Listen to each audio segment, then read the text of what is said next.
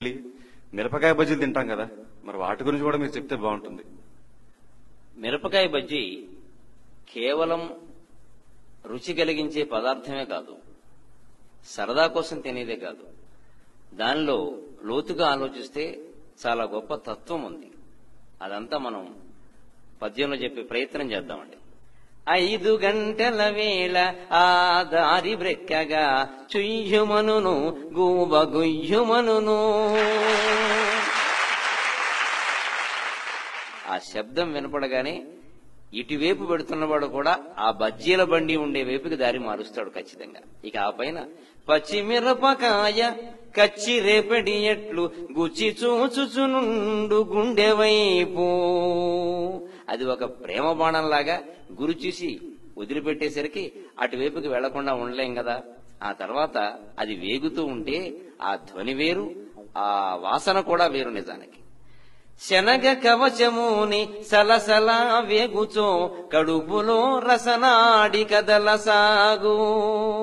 శనగ కవచముని సలసలా వేగుచో కడుపులో రసనాడి కదల సాగు.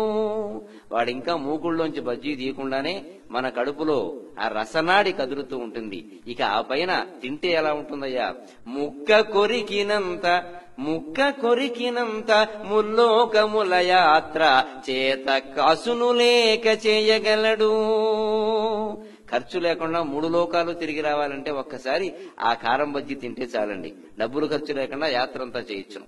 ఇక మిరపకాయ బజ్జీలో ఉండే గొప్ప తత్వం ఏంటంటే, ఎవరైనా డబ్బు ఖర్చు పెట్టేది ఆనందించడానికి కానీ ఏడవడానికి కాదు కదా. కానీ మిరపకాయ బజ్జీ మాత్రం ధనము వెచ్చించి కన్నీళ్లు కొనగజేయు మిరప బజ్జీల రుచినినే మరువలేను. డబ్బిచ్చి కొని తిని ఏడుస్తాం. ఆ తత్వం ఏమిటో, ఆ రహస్యం ఏమిటో.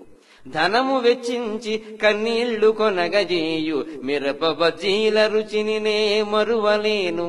అయితే ఎన్ని తినాలయ్యా? 1 2 మంచిదే, 1 2 మంచిదే. ఎక్కువైన సచిన్ టెండూల్కరుడు మాకు సాటిరాడు. ఇక అక్కడి నుంచి రన్స్ తీయడం ప్రారంభించాలి. ఇంటికి వచ్చాక ఎక్కడి నుంచి ఎక్కడికైనది నేను చెప్తే బాగుండదు, కానీ టెండూల్కర్ కూడా ఆ రన్స్ విషయంలో మనకి సరిపోడు. అది మిరపకాయ బజ్జీ.